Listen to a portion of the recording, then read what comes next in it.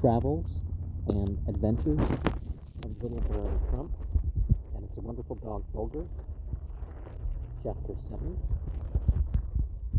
But come, little traveler, time presses. Speak, what brings thee to Bene Agah's cave? If it be idle curiosity, depart.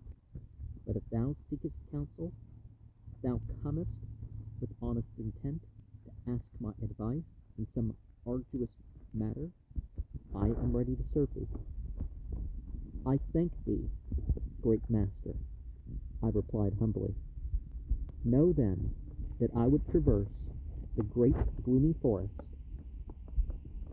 and that report hath reached mine ear that thou alone of all human beings canst guide me through its never-lifting shadows.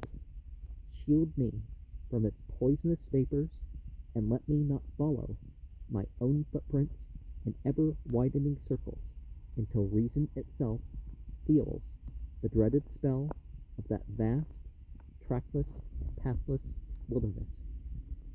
'Tis true, gave answer Bene Agah in deep, sad tones. I can perform the service thou askest, but, O my son, thou must know that a most sacred vow holds me in its mysterious power, securely locked, that I should lead no fellow creature through that pathless wood, save on certain conditions. Name them, great master, I cried. That he who asks this service, continued Bene Agah, shall tarry 30 days and nights with me in my rocky home to inure him to the burden of awful gloom and silence, that he, in all that time, taste of no food save the berries on which I feed, slake his thirst with no draught other than that which I bring him from the neighboring rill, and sleep on the bare rock even as I do. Reflect, the apprenticeship is severe. Deem it not dishonorable, nor weak, to shrink from so hard a task. Pause, reflect, ere thou answerest. I'll resume my meditations for an hour, and then question thee again. Be it so, great master, I made answer, and Bene Agah's sightless eyes seemed to turn to the shrunken form of the dying dog. Silence filled the cave, and a feeble twilight struggled against the gathering gloom. My thoughts turned homewards. I could hear the gentle voice of the Baroness, my mother. The castle windows were lighted, and the tall lindens shook a rich perfume from their blossoming boughs. All seemed so sweet and peaceful. My mother's voice reached me. I caught its every word. Set forth my son's repast, said she in soft, mild tones. See that his favorite dishes are kept warm. Choose none but the choicest wine for him. And take good care that his bed be soft and even, and his pillows smooth. My breath came only with painful effort at these words rang in my ears. He was 8 years old at the last point that we got his age in the story, so I started up with a bound.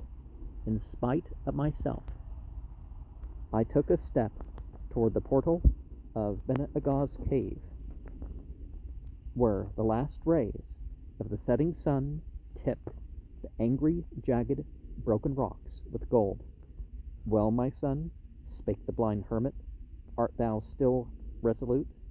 Ah, great master, I cried, turning back and drawing near to him. Fear not. Though puny in body, yet was I born with the strength of steel in my limbs, and the willpower of a score of common men. Lead thou on, I will follow thee. A faint smile spread over the noble countenance of the blind hermit as he replied, I've not told thee all, my son, till we pass from these walls of stone and stand in the open air. Thou must not speak a word aloud. Nay, nor in a whisper. Either I will set thy food and drink before thee, and that, he continued, pointing to a projecting shelf of rock, shall be thy bed. On its bare surface rest thy limbs when nature bids thee sleep. Art thou still resolute? Ay, great master, I replied with a loud and buoyant voice, I will do thy bidding. 'Tis well, said Bene-Agah. I like thy brave and steadfast soul, but hold me not hard of heart in condemning thee to this gloom and silence. Temper the bitterness of thy fate by giving thyself over to the deep and earnest meditation during the few brief hours that it shall last. Forget the so-called world, a bubble that bursts when thou thinkest to grasp it, a shadow which thou pursuest with eager pace, and yet canst never overtake, a mirage rising before the weary traveller's gaze, with visions of delicious gardens, watered by limpid rills, and cooled by sparkling fountains, only to melt away and leave him more weak and fainting than before. Look within thyself. Thou art the temple of an immortal soul. Enter its portals. Fix thine eyes on the mysterious writings there unrolled. Grow not weary and discouraged, if thou canst not decipher their meaning as easily as thou wouldst the books of man.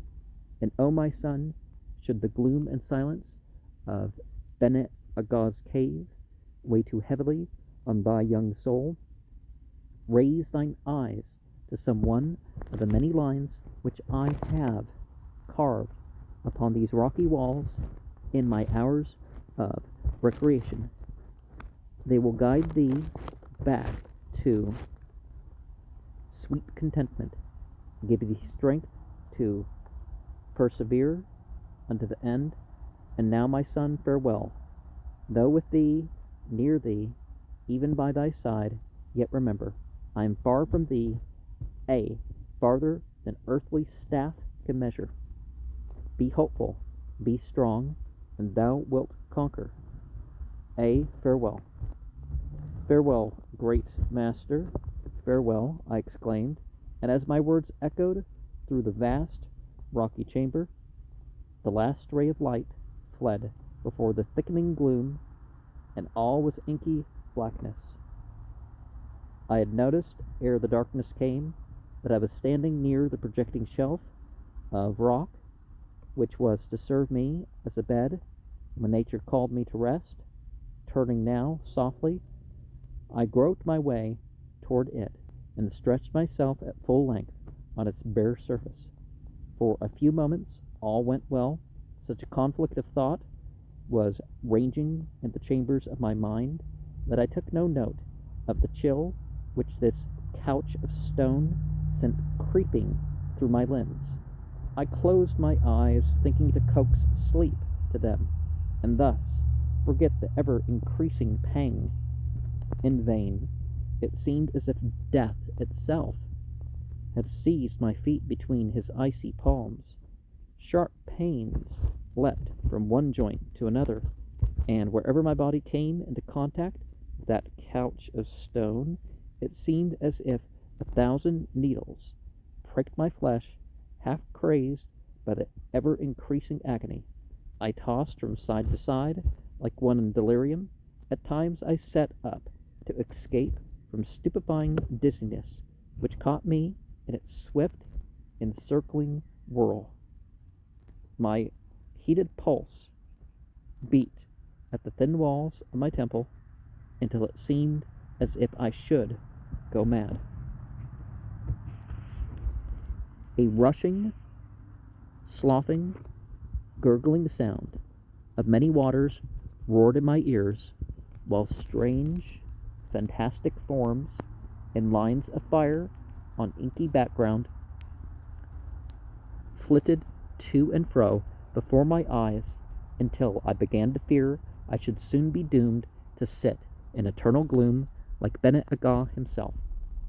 And now heat and cold held alternate sway within my tired and broken frame. Vainly I strove to wet my parched lips with my tongue. The fever had dried it to a chip. For a few brief moments, the torture ceased. I breathed more freely. My limbs, thought I, are getting used to their couch of stone.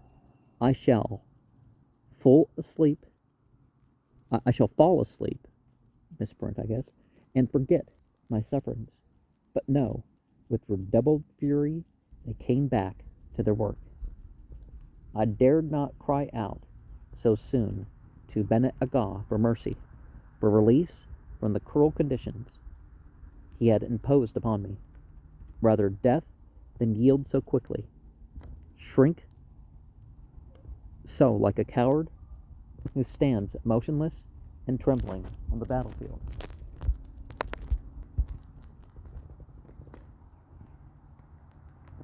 As a spent ball strikes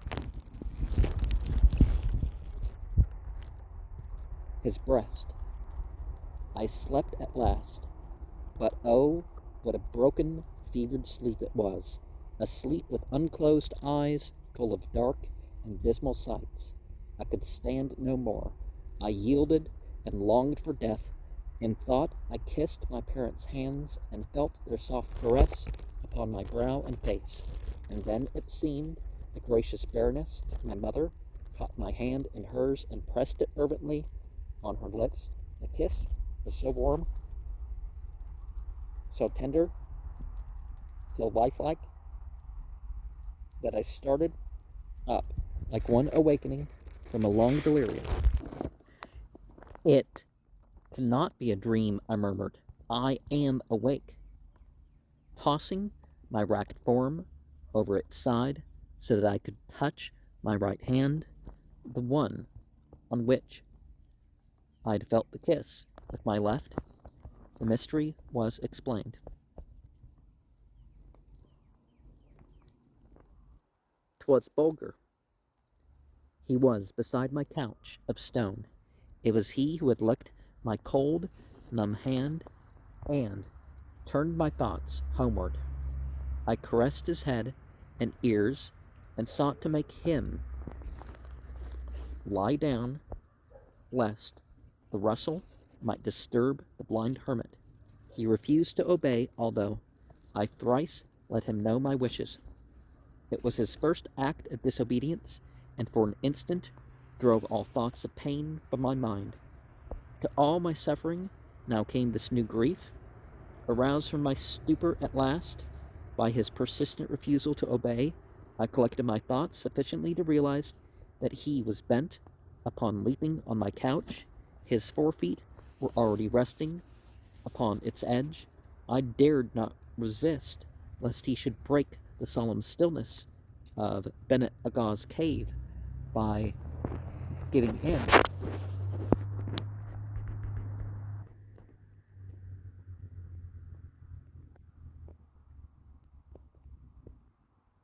By giving vent to some sound of entreaty. No sooner had he sprung upon the rocky shelf than I felt him crouching on its edge and reaching down as if in the act of seizing something in his teeth, something so heavy, too, that it called for violent exertion. Whatever it was, I was not slow in discovering that he was endeavoring to drag it upon my rocky couch. Half rising, I stretched out my hand to solve the mystery. Oh, beloved Bulgar! In an outburst of affection, I pressed my lips repeatedly upon his body. He took no note of my caresses, but only tugged the harder at the thing he held within his teeth. It was my blanket. taught in his early years to fetch my slippers, my gloves, my cap to me, when he found them lying here or there, he had never forgotten to render me these petty services. And thus noticing that my blanket had apparently been forgotten, he seized it, heavy as it was, and dragged it to his little master's bed. Regardless of Bennett Agaw's ire, unmindful of the fact that to accept Bulgar's gift was plainly an open breach of the compact between the blind hermit and me, I wrapped my bruised and aching body in the thick, warm covering and fell into a long, refreshing sleep. Such was my first night in Bennett Agaw's cave. The next day was bright and clear, and the rocky chamber seemed less dismal to me. My eyes were becoming accustomed to the gloom. From morn till night, I shunned that bed of torture, passing my time studying out the hidden meaning of the words which Bennett Agaw has carved on the rocky walls, watching the birds as they flitted in with food for their nestlings, or standing near the blind hermit with my gaze riveted upon his noble features, thick, clustering hair, and far flowing beard. From this time forth all went well. I soon forgot the long hours of that terrible night of silence and despair. Indeed, I was astounded to find how swiftly the time sped along when one gives himself up to deep and all-absorbing meditation. Days and nights flitted by like alternate hours of light and darkness. I was startled from a deep sleep by hearing the full, round voice of Bennett Agaw saying, "Up, up, little traveler, up, my son. The morn is breaking. The appointed hour has come. Today we must enter Palin Matalin, or all thy apprenticeship shall have been in vain." I sprang up, and approaching Bennett Agaw, related in tones of unfeigned grief how I had disregarded this sacred compact between us, and that although it cut me to the heart to be obliged to turn back when I stood upon the very confines of the great gloomy forest, yet I was not worthy to follow him, and was firmly resolved not to plead for mercy. All, I told him, all, how my frame had been so racked by pain that I was upon the very point of crying out for release from the terrible compact, when my beloved Bulgar came to my relief and saved me from that degradation. He heard me in silence, his noble countenance giving no sign or hint of what was going on within that lofty soul. At last, a sad and almost imperceptible smile spread over his face, and he spake as follows: "Take heart, my son, all is forgiven. Thou art but a child, and I should have lightened the burden of this apprenticeship, nor can I hold thee worthy of blame for yielding to such a touching proof of thy dog's love for thee. Hadst thou repulsed him, he would have lain in wakeful sorrow by thy bedside all that night. Dear faithful soul, would he belong to me?" So saying, Bennett Agaw bent his towering form and caressed Bulgar's head and ears. Nor was Bulgar slow in returning the hermit's caresses. They had become the best of friends. Bulgar felt the fascination of Bennett Agaw's mysterious power from the very first. When the hour arrived for us to leave the rocky chamber of gloom and silence and step out into the sunlight once more, my heart broke out into its old-time beat. Had I not been in the presence of the venerable Bennett Agaw, I should have leapt and danced for joy as we emerged from that dreary abode, and I felt the warm air fan my cheek once more. But one thing struck me now most forcibly. It was the wonderful change which I noted in the blind hermit himself.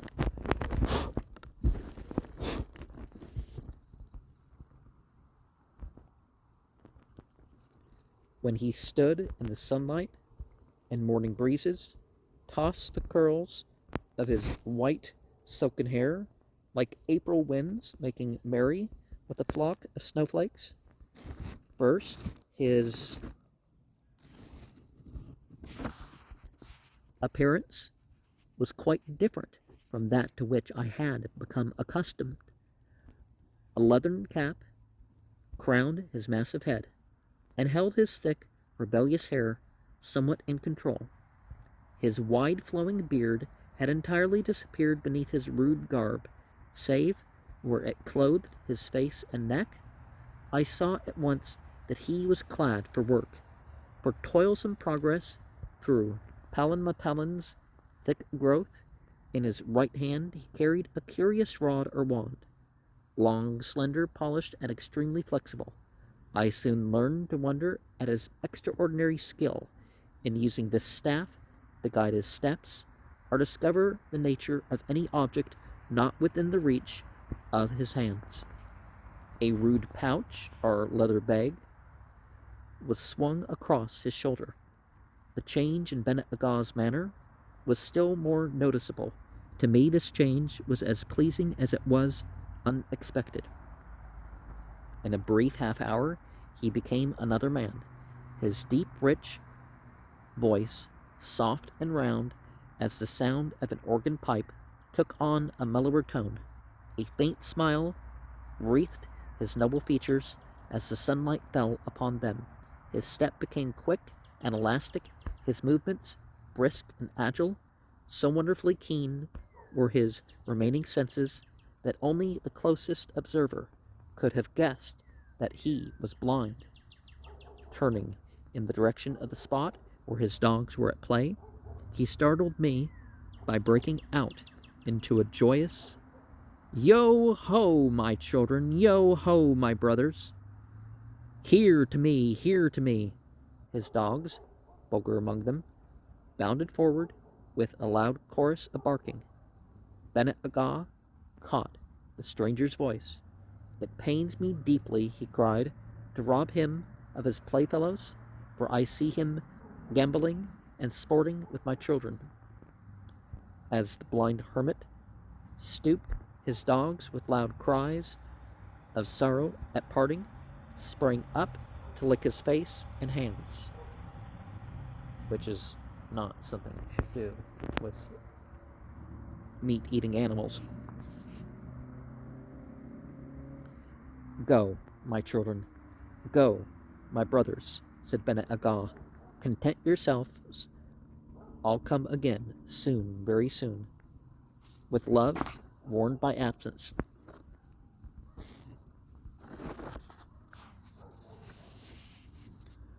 All was now ready for the start. Beneath the rising sun, I could see a long, dark line far away, where earth and sky came together. It was Palinmatalan, home of darkness, the great gloomy forest. Thither Bennet Agah now directed his footsteps with astonishing rapidity of gait, tapping the ground with his long polished wand as he hurried along.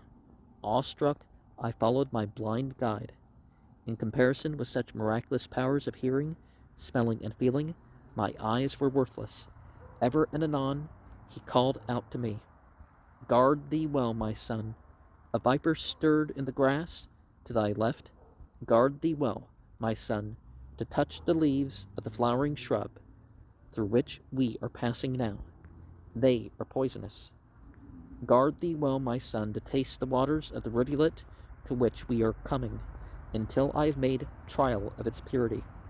Guard thee well, my son, to pluck one of the flowers which now delight thy eye, and charm thee with their odor. 'Tis next to death to breathe their perfume close to thy nostrils. Guard thee well, my son, to crush upon thy skin one of the little insects which now fill the air, lest thou spread a subtle poison o'er thy flesh. As we drew near to the outer edge of the great gloomy forest, a strange joy lit up Bennett Agaw's face. He beat the air with his polished wand in graceful curves and circles as he poured forth, half singing, half reciting, a sort of chant, invocation, or mysterious greeting to Palin Matalan, home of darkness. As if charmed by the rich music of his own voice, his spirits ran higher and higher. At times, he halted to catch the soft echoes as they came floating back on the wings of the morning air. As nearly as I can remember, Bennett Agaw's chant was something like this. Oh la la la la la, hail to thee, Palin Matalan, shadowy land, la la lula loli lula loli. We are coming to thee, beloved temple of silence and gloom. Let us into thy dark corridors, Palin Matalan, lo illa lo illa. Thou art victor, Palin Matalan, my beautiful. From thy buckler of darkness fall the sun's arrows, splintered and broken. Oh, la, la, la, la, la. We are coming, king of gloom and stillness, Palin Matalan, O silent domain. Let us in from the roar and the glare. Let us in from the roofless world. We are near at hand. Palin Matalan, swing open thy black portals. Lift thy veil of gloom. Admit thy children into thy silent chambers. O Palin Matalan, lo illo, lo illo, lo illo, lo illo.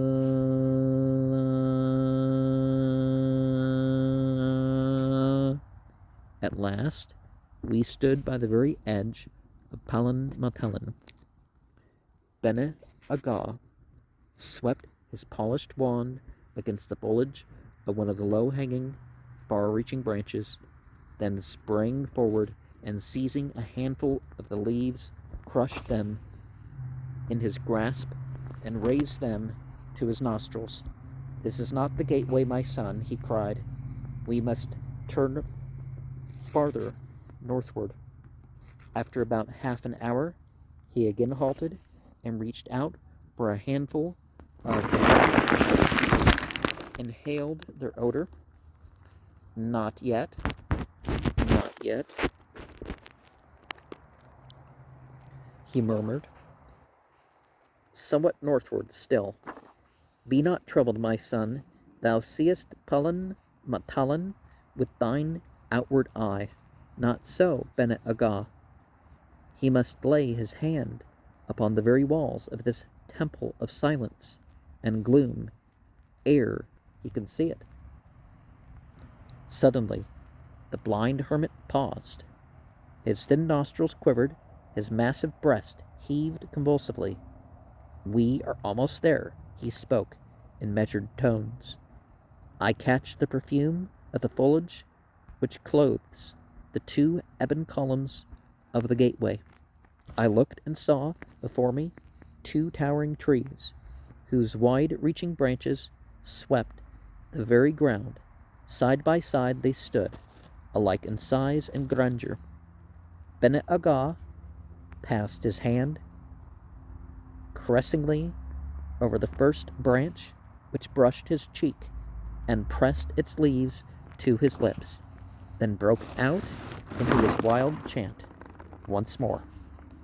I stood, looking at the blind hermit and listening to his song of greeting, hardly knowing what to expect next, when, suddenly, he threw himself upon his knees and crept under the far-reaching branches of one of these gigantic sentinels of the great gloomy forest. Bulgar and I followed him.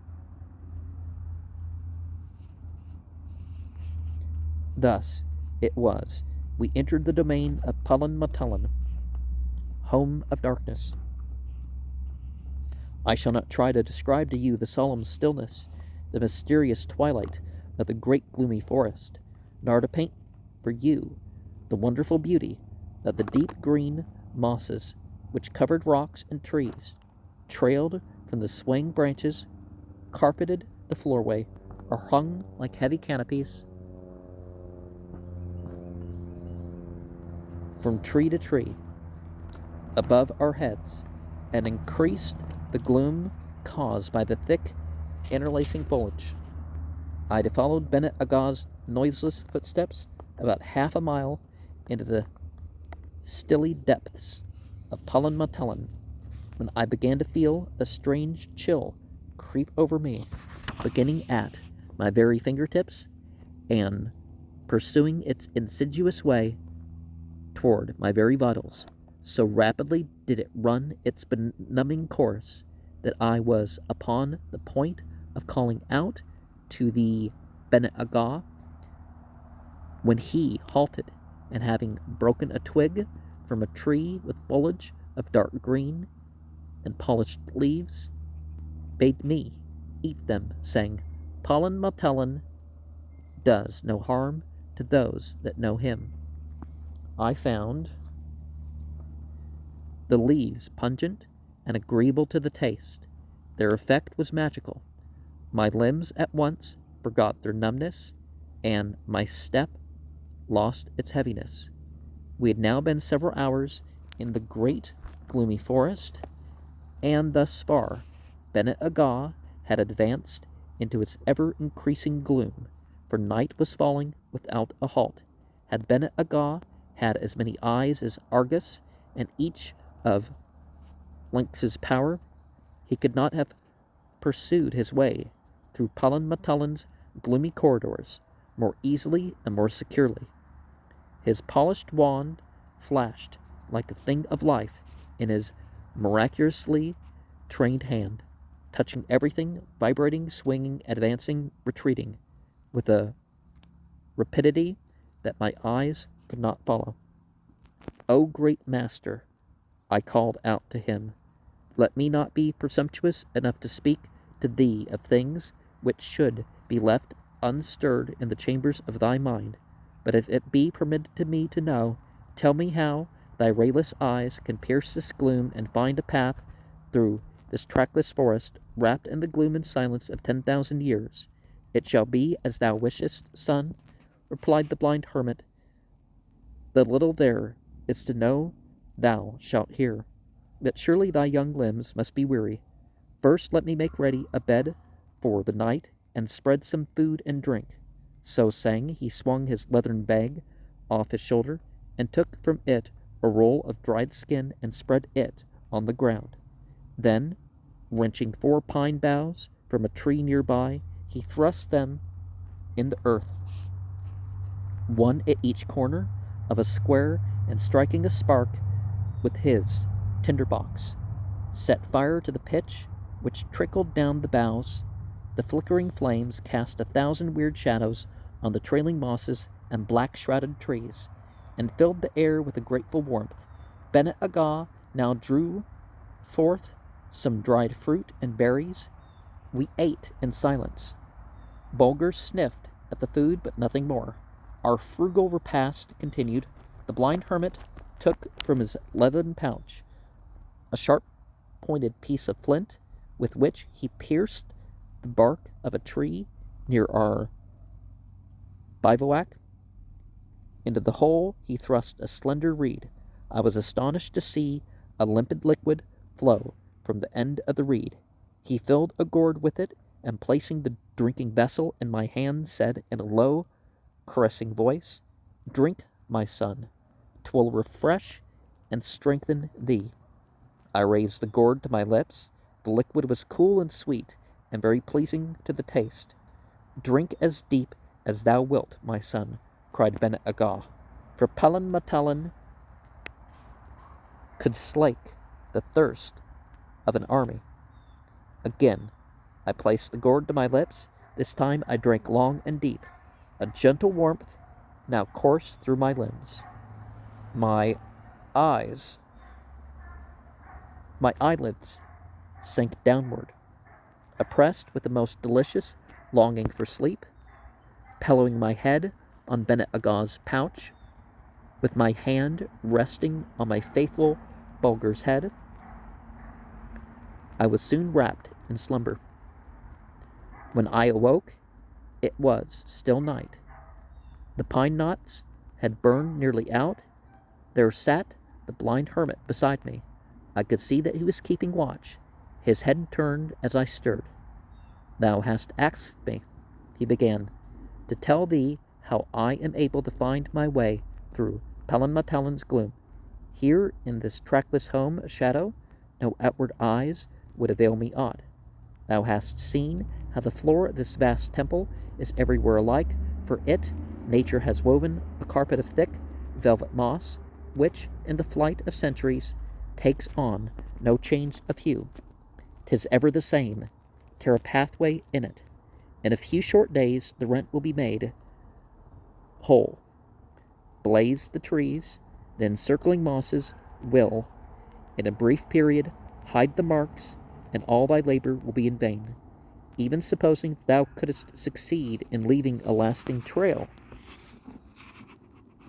behind thee, the deadly poison which lurks in this damp air would chill thy lifeblood.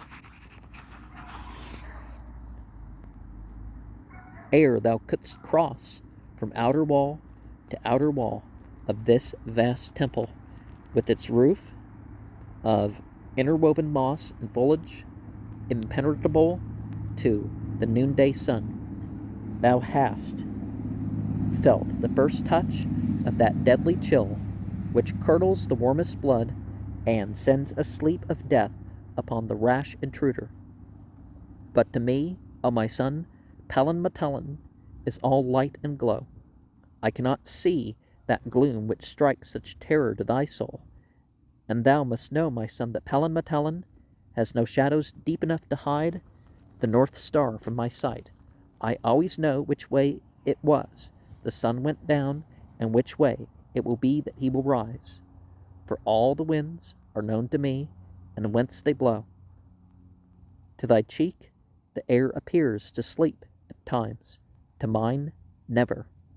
'Tis no more a task for me to catch the breath like zephyr, unfelt by thee, than it is for thy faithful dog to take up the trail of his master's footsteps, and to follow it through the crowded mart.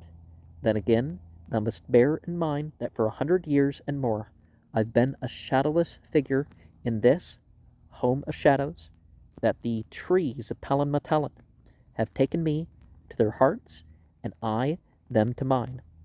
That not only do I know how and where they grow, but it hath been revealed to me that these towering children of Palanmatalan are not scattered helter-skelter here and there in orderless manner, but that in a certain measure they are ranged in lines from the rising toward the setting sun, each species forming a belt to itself, not like a grove by man's hand planted, but in a wild yet orderly confusion. To thee this would be a useless guide, for thou hast seen how the trunks are swathed up in garbs of mosses, and how the gloom gives all the foliage the same deep dark hue of green. To thine eye here all these trees seem alike, the countless offspring of a single sire, and yet it is not so, for when in my progress through these lofty corridors of gloom and silence I sway too far northward or southward, a single handful of leaves crushed in my grasp gives up the secret of my whereabouts. But even this sure guiding string has failed me at times. I have gone astray in the home of my friend, and yet in such moments Palanmatalan had no terrors for me. When thus, an aimless wanderer in this trackless wood, I learned to draw aside this garb of green which decks Palanmatalan's breast, and lay my hand upon his very heart. So has kind nature sharpened my sense of feeling that by simple touch of the clay beneath our feet, I can set my erring footsteps right and regain my lost path. Be thou, my son, in coming years, as steadfast in thy search for truth as I have been in my endeavors to change this gloom and silence into a living light and speech, and thou wilt walk through life's devious paths as easily as I thread my way through the trackless chambers of Pelham Matama.